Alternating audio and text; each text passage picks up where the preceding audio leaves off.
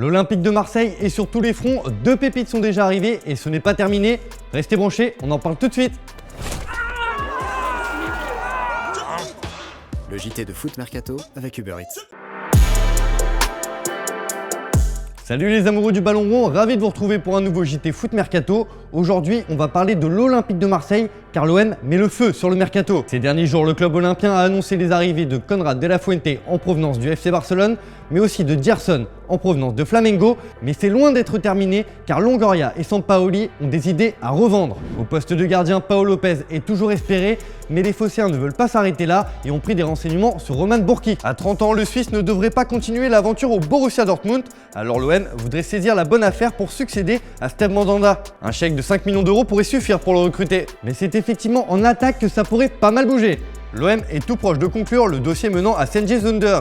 A la base, Marseille voulait un prêt mais finalement pourrait bien obtenir un transfert sec pour 10 millions d'euros et 30% sur une éventuelle revente. Le joueur signerait un contrat de 4 ans assorti d'un salaire annuel de 3 millions d'euros. Et ça pourrait ne pas être le seul bon coup réalisé par les Olympiens. Selon nos informations, Giovanni Simeone est dans les petits papiers du club qui pourrait passer à l'action dans les prochaines semaines. L'attaquant argentin est la priorité de Longoria et Sampaoli en attaque. Le fils de Diego Simeone est tenté par le projet olympien et un prêt avec option d'achat est à l'étude. Affaire à suivre. En défense, ça avance bien aussi puisque l'OM va boucler le transfert définitif de Leonardo Balerdi. Prêté la saison dernière au Vélodrome, l'option d'achat de l'Argentin était fixée à 14 millions d'euros par le Borussia Dortmund. Finalement, l'OM devrait enrôler le joueur de 22 ans pour seulement 8 millions d'euros.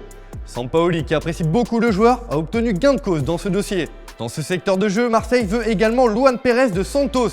Les deux clubs sont bien partis pour trouver un accord sur les bases d'un transfert à 4,5 millions d'euros.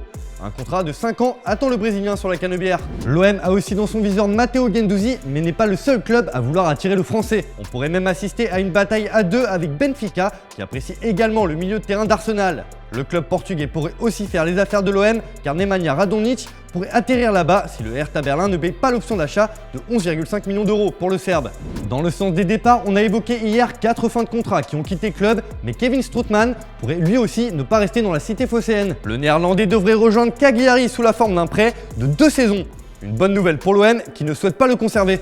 Avec tous ces changements qu'est en train de connaître l'OM, chez FM, on a voulu aller plus loin et on vous propose un 11 que pourrait aligner Jorge Sampaoli dès la saison prochaine. Évidemment, on retrouverait Mandanda dans les buts, à moins que Pau Lopez ne débarque en tant que titulaire. Une défense à 3 avec Caleta Tchar, même si le Croate est annoncé sur le départ et serait remplacé par un titulaire en puissance. Alvaro González et Leonardo Balerdi compléteraient cette défense. Dans les rôles de piston, on retrouverait Amavi à gauche et Lirola à droite, si l'Espagnol est acheté définitivement.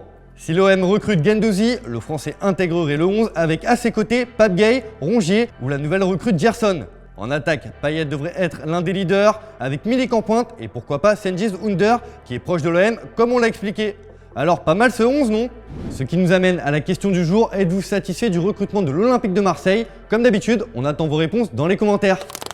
Allez, on passe à l'actu du jour où l'on apprend que Miralem Pjanic pourrait quitter le FC Barcelone dès cet été. La nouveauté, c'est que Tottenham aimerait s'offrir le milieu de terrain. La Juve est toujours sur le coup, mais l'ancien Lyonnais pourrait être tenté par une expérience en Première Ligue. De son côté, le PSG ne lâche pas Moise Kean. Les pensionnaires du Parc des Princes négocient un nouveau prêt de l'attaquant italien avec Everton. Les discussions entre les différentes parties avancent plutôt bien aux dernières nouvelles, car Leonardo a proposé un nouveau prêt, cette fois avec option d'achat. La balle est dans le camp des Toffees.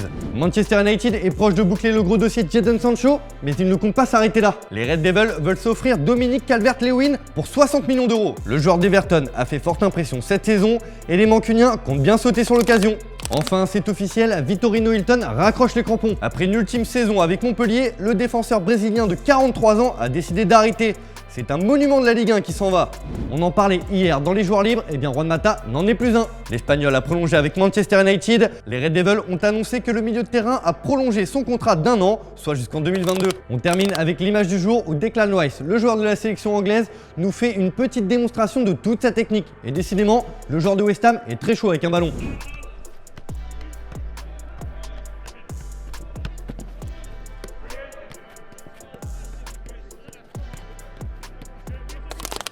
Voilà, c'est tout pour aujourd'hui. Merci de votre fidélité.